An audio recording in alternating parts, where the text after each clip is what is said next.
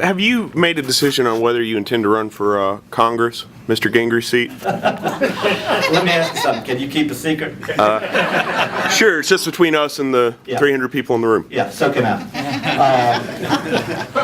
I am looking at it. I'm looking at it very seriously. I did tell folks last week that let me get out of the session and sit down with my wife and family and talk to them. And we are talking, and we are checking with our friends and everything. It's a good opportunity, I think, to sort of go up there and try to fix some things that are inherently wrong in the system right now. And it is something that I'm very interested in. I am finding it kind of interesting, the reaction I'm getting from different folks, particularly my law partners since I got back. About 2/3 of them have asked me to stay with the firm.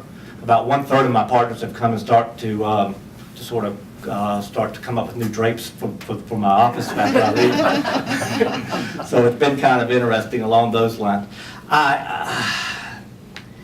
Things are fundamentally broken up there.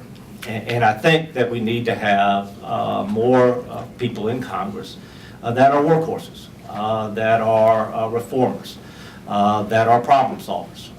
My 10 years in the House, that's how I have operated, in which I have taken to heart the philosophy of that my job is not to take edicts from the Gold Dome and deliver it to you guys, but to rather take the wisdom of what y'all know to the table where decisions are made. We don't see enough of that philosophy, I think, in Washington.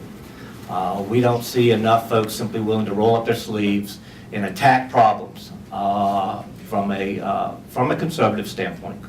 But nevertheless, apply those conservative principles to the problems that face our nation, and take them one at a time. I see a lot of laziness in Washington, quite frankly. When you start seeing them sort of focus all of it, but we got to get this grand bargain. Well, grand bargains usually end up with a lot of sloppiness, I've discovered. Instead, I think that you need to zero in on each problem and try to fix that particular problem. I find it amusing, for instance, that folks say, well, we can't do anything, for instance, about Medicaid and Medicare and Social Security until we do something about spending on defense. Well, spending on defense needs to be dealt with in terms of how much we adequately need in order to protect our society. And we need to take care of Medicaid, Medicare, and Social Security. Those two really don't have anything to do with each other. They both involve spending money, but we need to focus on each of those independently and try to come up with solutions to both of those. That's what happens when you commit yourself to the hard job rather than simply try to do the easy thing. I don't like operating at 30,000 feet. I like operating on the ground. And if I do decide to run for Congress, that's the kind of congressman I intend to be, someone who operates on the ground. That's a long answer in which I've tried very hard not to give an answer.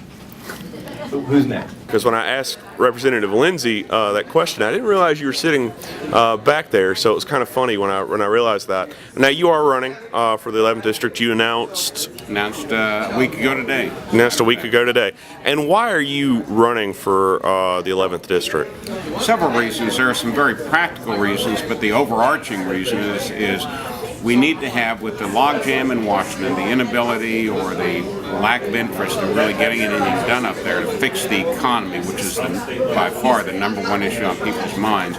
We need to have some folks up there who not only vote the right way, but who can actually get things done. We need experience, we need leadership, we need backbone, we need people that know how to get things done in Washington. I've been there, I've done it not only while I was in the Congress, helping to balance the budget back in '97, cut taxes, reform welfare, protect our civil liberties, but I also have done it over the last 10 years as a private citizen, working those very same issues from the outside. We need that sort of experience and leadership back in Washington.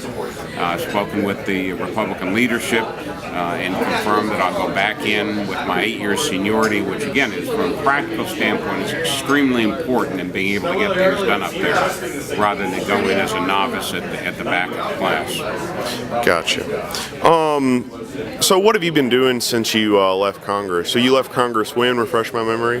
Left 10 years ago. Okay. In early 2003, after the 2002 election. Mm-hmm. I've been doing a number of things, taxing law, doing consulting work with an emphasis on privacy issues. I've been teaching at John Marshall Law School and Kennesaw State University. I've been doing a lot of writing, serving on various boards. I continue to serve on the board for the National Rifle Association, serve on the board for the Interactive College of Technology, headquartered here in Atlanta, on the board for my national fraternity.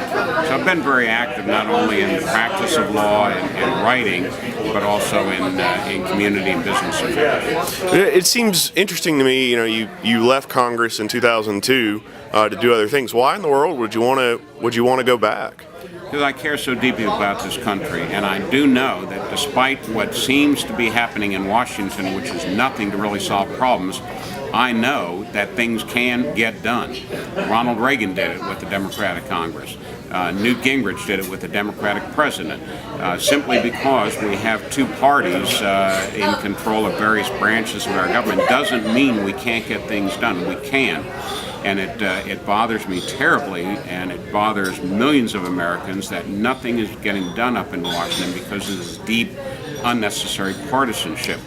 So what's really prompted me to get sort of back into the arena, as Charlton Heston said, is the need to get some things done in Washington. With $1 trillion increase in the debt every year now, with a $17 trillion national debt facing us, we can't afford to wait around. We can't afford to have novices up there. We need people up there that know what they're doing.